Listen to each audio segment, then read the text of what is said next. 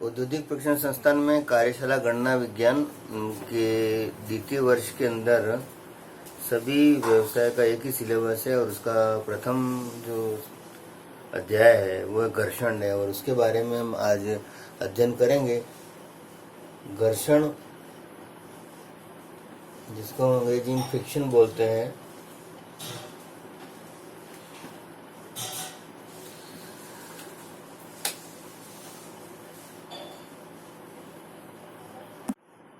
सतहों के घर्षण की हम परिभाषा इस तरह देंगे कि सतहों के खुरदरेपन और असमानता के कारण उसकी कणों में जकड़न पैदा हो जाती है, जिसको हम इंटरलॉकिंग भी कह सकते हैं।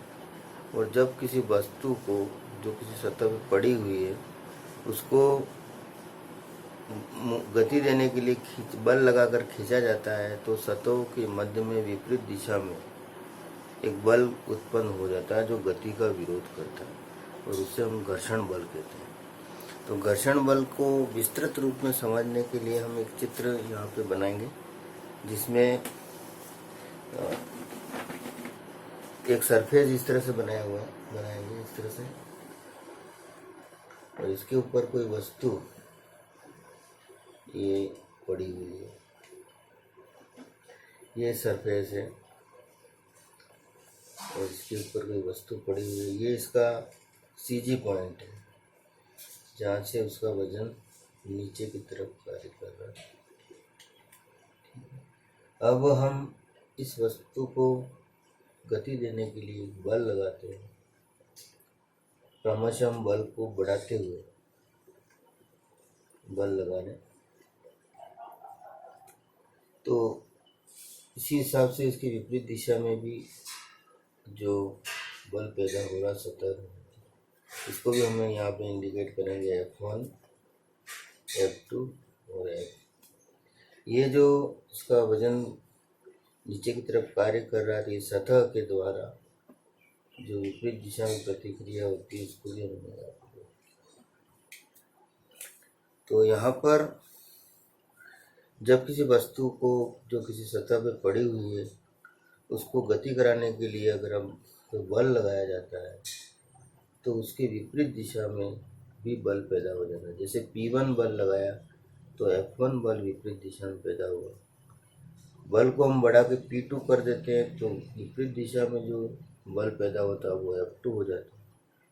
इसी तरह से हम अधिकतम बल P तक पहुंचाते हैं तो विपरीत दिशा में भी F बल तक पैदा होता है। इसलिए हम ये कह सकते हैं कि जैसे जैसे हम बल को बढ़ाते जाते हैं वैसे वैसे घर्षण बल भी बढ़ता जाता है, परंतु एक सीमा के बाद यह वस्तु गति की स्थिति में आ जाती है। यानी अब इसमें बल में बढ़ोतरी होगी तो घर्षण बल इसका आगे नहीं बढ़ेगा, वस्तु मोशन में आ जाएगी। तो ये स्थिर अवस्था की जो साम्यावस्था पोजीशन है, इक्विलिब्रियम पोजीशन, और इस स्थिति में जो अधिकतम घर्षण जो पैदा हुआ है वो F है। इसको हम सीमांत घर्षण बोलते हैं, इसको हम सीमांत घर्षण कहते हैं। यानी कि सतह के मध्य में अधिकतम उत्पन्न स्टैटिक घर्षण बल, जिसको हम सीमांत घर्षण बल कहते हैं, और उसके बाद घर्षण में बढ़ोतरी नहीं होगी, वस्तु गति की स्थिति में आ जाएगी। ये F है वो सीमांत घर्षण। दूसरी चीज, इसकी सेंटर ऑफ ग्रेविटी लाइन पे नीचे की तरफ इसके वजन जो W कार्य करता है तो उसकी विपरीत दिशा में सतह के द्वारा जो प्रतिक्रिया ऊपर की तरफ दी जाती है उसको हम अभिलंब प्रतिक्रिया कहते हैं, अभिलंब प्रतिक्रिया, और इसे हम Rn से व्यक्त किया गया है। तो दो बातें क्लियर होगी कि घर्षण विपरीत दिशा में, गति की विपरीत दिशा में कार्य करने वाला बल है, और स्थिर अवस्था में अधिकतम घर्षण बल जो उत्पन्न होता है उसको हम सीमांत घर्षण बल कहते हैं। और सतह के ऊपर जो ये वस्तु जिस सतह पे पड़ी हुई है वो सतह के द्वारा जो प्रतिक्रिया दी जाती है वो अभिलंब प्रतिक्रिया होती है। तो यहाँ पर अब आगे हम इसके बारे में जो पढ़ेंगे और आगे हम पढ़ेंगे, इसके लिए हम एक अलग से साम्यावस्था वाले चित्र को ड्रॉ करेंगे। जैसे कोई ये समतल धरातल है, इस समतल धरातल पर कोई वस्तु इस स्थिति में पड़ी हुई है और इसका वजन W इस तरह से कार्य कर रहा है और ये बल P है जिसके द्वारा इसको हम गति कराएंगे। ये इसके विपरीत दिशा में पैदा हुआ घर्षण बल है। ये इसकी अभिलंब प्रतिक्रिया,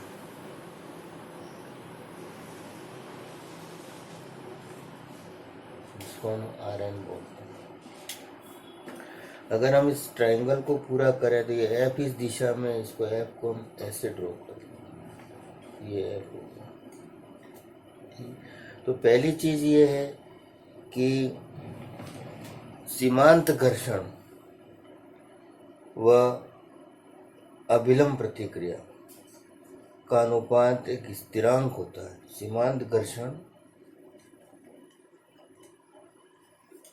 व अभिलंब प्रतिक्रिया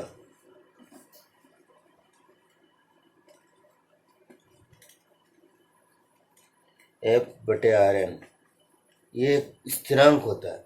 F/Rn एक कांस्टेंट होता है जिसको हम घर्षण गुणांक कहते हैं और इसको हम म्यू से व्यक्त करते हैं। ठीक है। अब यहाँ पर एक ट्रायंगल हम पूरा करेंगे कि जो घर्षण बल और अभिलंब प्रतिक्रिया, इन दोनों बलों की, घर्षण बल और अभिलंब प्रतिक्रिया दोनों का परिणामी जो बल है, इसको हमने R से व्यक्त किया है। तो घर्षण बल और अभिलंब प्रतिक्रिया के परिणामी बल को परिणामी प्रतिक्रिया R से व्यक्त करते हैं और ये परिणामी प्रतिक्रिया जो R है, ये अभिलंब प्रतिक्रिया के साथ जो कोण बनाती है, इसको हम घर्षण का कोण कहते हैं और इसको हम अंग्रेजी के अक्षर फाई से व्यक्त करते हैं। तो यहाँ पे हमने इस डायग्राम से समझा कि सीमांत घर्षण और अभिलंब प्रतिक्रिया का अनुपात एक स्थिरांक होता है जिसको हम घर्षण गुणांक कहते हैं और इसको हम म्यू से व्यक्त करते हैं। दूसरा चीज ये है कि घर्षण बल और अभिलंब प्रतिक्रिया, इन दोनों के परिणामी बल, इन दोनों के परिणाम को परिणामी प्रतिक्रिया R से व्यक्त करते हैं और ये परिणामी प्रतिक्रिया अभिलंब प्रतिक्रिया के साथ जो कोण बनाती है उसे हम घर्षण का कोण कहते हैं, जो कि यहाँ पर ये फाई द्वारा व्यक्त किया गया है। ये परिणामी प्रतिक्रिया है, ये घर्षण बल है, ये अभिलंब प्रतिक्रिया। इसका जो परिणामी प्रतिक्रिया R है, घर्षण के बल के साथ जो कोण बना रही है, अब जो घर्षण अभिलंब प्रतिक्रिया के साथ जो कोण बना रही है, इसको घर्षण का कोण कहते हैं। तो हमने पढ़ा कि F/Rn घर्षण बल और अभिलंब प्रतिक्रिया का अनुपात स्थिरांक, जिसको म्यू बोलते हैं, और F/Rn ट्रायंगल जो बनाया था उसके अनुसार ये tan फाई है। तो म्यू tan फाई जो घर्षण का कोण है, ये घर्षण गुणांक के बराबर होता है और उसकी वैल्यू अगर हम फाई की निकालना चाहे तो इसको tan को हम इधर ले आएंगे तो tan इनवर्स करके लिखेंगे।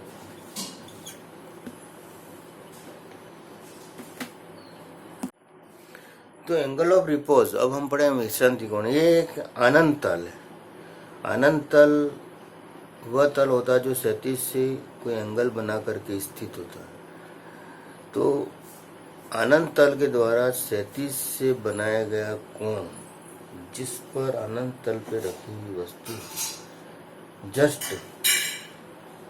उसके ढालूपन के कारण नीचे की तरफ सरकने की स्थिति में हो, तो वो एंगल जो होगा अल्फा, वो विश्रांति कोण होगा। अब इसमें हम साम्यावस्था की स्थिति बनाते हैं तो एक तो इसके ऊपर ये W बल कार्य कर रहा है। अब ये W बल के दो घटक होंगे, एक होगा W cos अल्फा, एक होगा W sin अल्फा। अब ये डब्ल्यू साइन अल्फा की तरफ की वजह से ये नीचे की तरफ आने वाली स्थिति में है जस्ट। तो ये नीचे की तरफ आ रही है, तो इसे विपरीत दिशा में जो बल होगा उसको हमने घर्षण बल एफ, जो कि सीमांत घर्षण है। ये डब्ल्यू कॉस अल्फा जस्ट इसके नीचे की तरफ इस अपने अनंत तल पे कार्य कर रहा है, तो इसकी जस्ट विपरीत जो होगी उसको हम अविलंब प्रतिक्रिया बोलेंगे।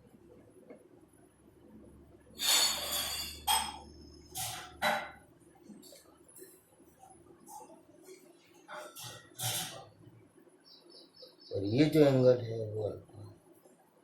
तो हम ये कहेंगे कि कह सकते हैं कि साम्य अवस्था की स्थिति में अनंत तल पे रखी हुई वस्तु जस्ट उस एंगल अल्फा की वजह से जस्ट नीचे आने वाली स्थिति पे है,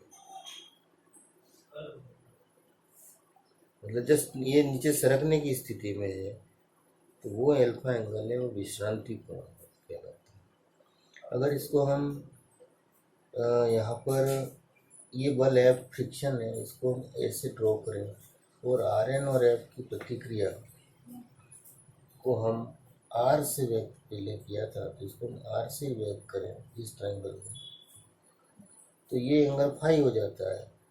तो अल्फा और फाई बराबर है, तो हम कह सकते हैं कि अनंत तल पर रखी अनंत तल के द्वारा क्षैतिज से बनाया गया कोण जब घर्षण कोण के बराबर है, तो इस पे रखी हुई वस्तु जस्ट नीचे सरकने की स्थिति पे,